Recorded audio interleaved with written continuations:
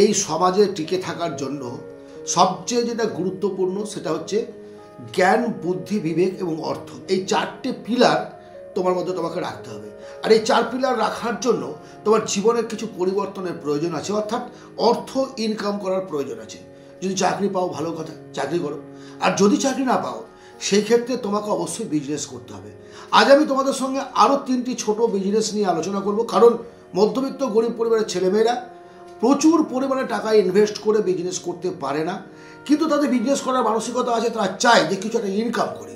So এই যে 3টে বিজনেস আমি তোমাদের সঙ্গে আলোচনা করবো, প্রত্যেকটা বিজনেস 2025 সাল কেন আগামী দিনেও দারুণভাবে মার্কেট করতে পারবে। প্রথম বিজনেস আইডিয়াটি হলো বেবি কেয়ার। না, বেবি কেয়ার মানে বাচ্চাদের খেলনার কথা কিন্তু আমি আজকে বলছি না তোমাদের।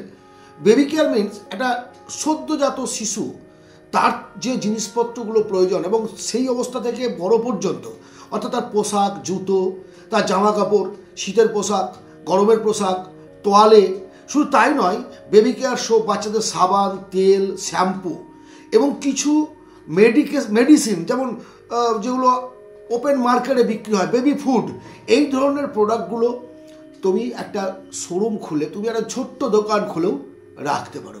এর ডিমান্ড আছে, কোনোদিন ডিমান্ডের কমবে না এবং ভালো প্রফিটেবল একটা বিজনেস, সম্মানের ব্যবসা। পুরুষ মহিলা দুজনেই করতে পারে, গ্রামেও চলবে, শহরেও চলবে।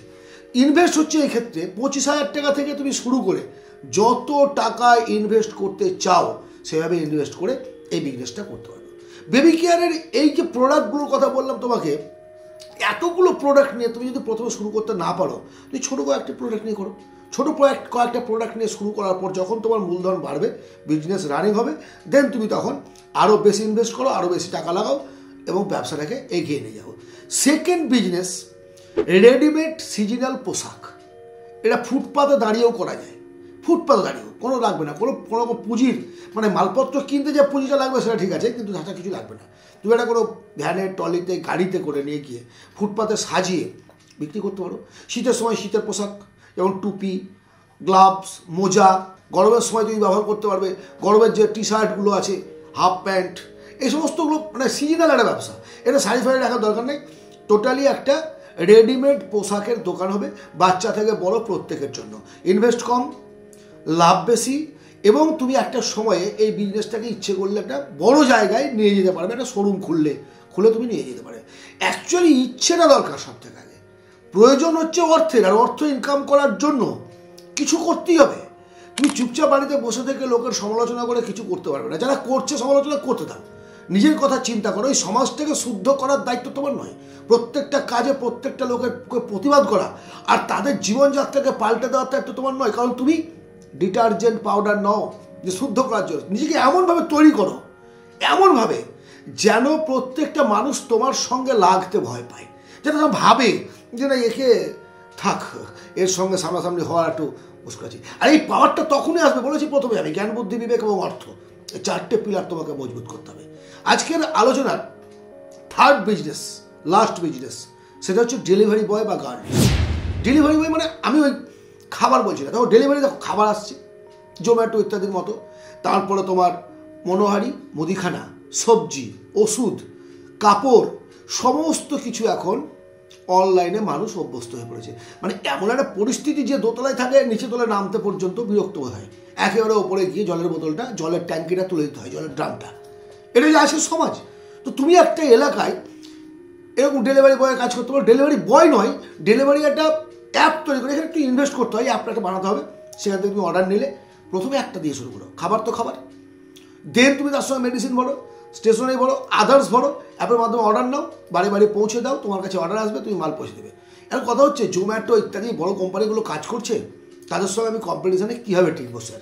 এই তো। আচ্ছা তুমি আমাকে বলো তো, যে যারা জোম্যাটোতে খাবার অর্ডার করে বা ইত্যাদি যে অনলাইন অ্যাপে খাবার অর্ডার করে, সেই খাবারগুলো আসে কোথা থেকে? দেখবে লোকাল মার্কেট থেকেই খাবারগুলো আসে, লোকাল মার্কেট থেকেই। তারা দোকানে যায়, সেখান থেকে খাবারটা নিয়ে নেয়, যেখানে যেটা পাওয়া যায় সেই ধরনের অর্ডার নেয়, এসে তাদেরকে দিয়ে দেয়। তো তুমি ইজিলি এই বিজনেসটা করতে পারো।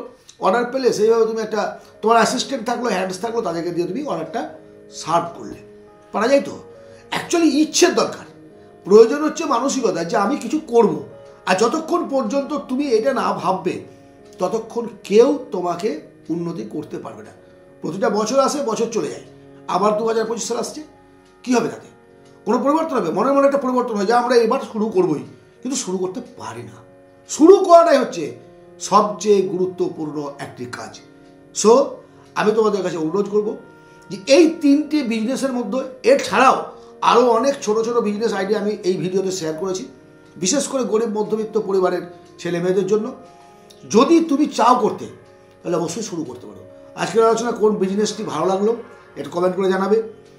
কী ধরনের ভিডিও তোমরা চাও সেটা অবশ্যই আমাকে জানাবে, তাহলে আমার সুবিধা হয় সেই ধরনের ভিডিওগুলো তৈরি করতে। প্রতিদিনের মতো আজও বলবো, যদি ভালো লাগে অবশ্যই একটা লাইক করো, সাবস্ক্রাইব করো, কমেন্ট করো, বন্ধুবান্ধবদের মতো শেয়ার করো। আমরা সবাই জাগি, বাঙালি জাগুক, বিজনেস করতে জানে বাঙালি, এটা অন্যদের বোঝানোর প্রয়োজনীয়তা আছে। আর হ্যাঁ, আমি মেম্বারশিপ প্রোগ্রাম করেছি, যারা মেম্বার হয়েছো বা হতে চাও দয়া করে তারা তাদের ডিটেলস আমাকে ডেসক্রিপশানে যে ইমেল আছে, ইমেল আইডিতে ইমেল করে আমাকে জানাবে, জিমেলে অবশ্যই জানাবে, কারণ আমি তাদের সঙ্গে পার্সোনালি কন্ট্যাক্ট করবো। অবশ্যই জানাবে, নাহলে বুঝতে পারবো না।